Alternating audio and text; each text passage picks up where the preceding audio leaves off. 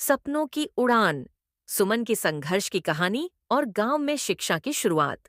गांव की रातें गहरी होती थीं और ठंडी हवाएं हर दिशा से बह रही थीं। एक छोटे से गांव में, जहां सब अपने अपने कामों में व्यस्त रहते थे, वहां एक लड़की थी जिसका नाम सुमन था। सुमन का सपना था कि वह अपने गांव में एक स्कूल खोले ताकि बच्चों को अच्छी शिक्षा मिल सके। लेकिन इस सपने को पूरा करने के लिए संसाधनों की कमी और गांव वासियों की निराशावादी सोच एक बड़ी बाधा बन रही थी। सुमन रोज सुबह उठती और खेतों में काम करती, लेकिन उसके मन में एक ही ख्याल रहता था, शिक्षा के माध्यम से अपने गांव का भविष्य संवारना।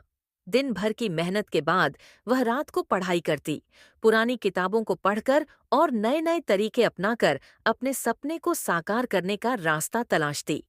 गांव के लोग अक्सर उसे निराश करते थे, कहते थे कि उसके सपने कभी पूरे नहीं हो सकते, लेकिन सुमन ने कभी हार नहीं मानी। एक दिन गांव में कड़ाके की ठंड पड़ी और बर्फबारी शुरू हो गई। लोग ठंड से परेशान थे, खाद्य सामग्री की कमी हो गई और जीवन सामान्य से कहीं अधिक कठिन हो गया। ऐसे समय में सुमन ने गांव वासियों को एकत्र किया और उन्हें सहयोग की अपील की।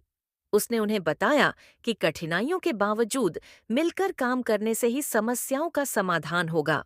उसकी उम्मीद और संघर्ष ने गांव वासियों को प्रेरित किया और वे उसके साथ मिलकर ठंड और संकट का सामना करने लगे। सुमन की मेहनत और समर्पण रंग लाई।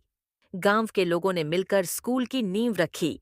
उन्होंने सामूहिक प्रयास से स्कूल की दीवारें बनाई और बच्चों के लिए एक अच्छा शिक्षण वातावरण तैयार किया।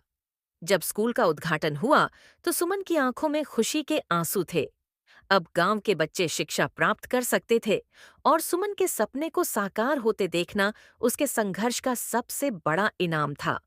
सुमन की कहानी ने गांववासियों को सिखाया कि कभी भी हार नहीं माननी चाहिए।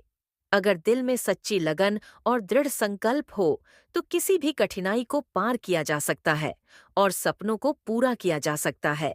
इस कहानी से हमें यह शिक्षा मिलती है कि हमें अपने बुरे समय से भागना नहीं चाहिए, बल्कि इसका डटकर सामना करना चाहिए।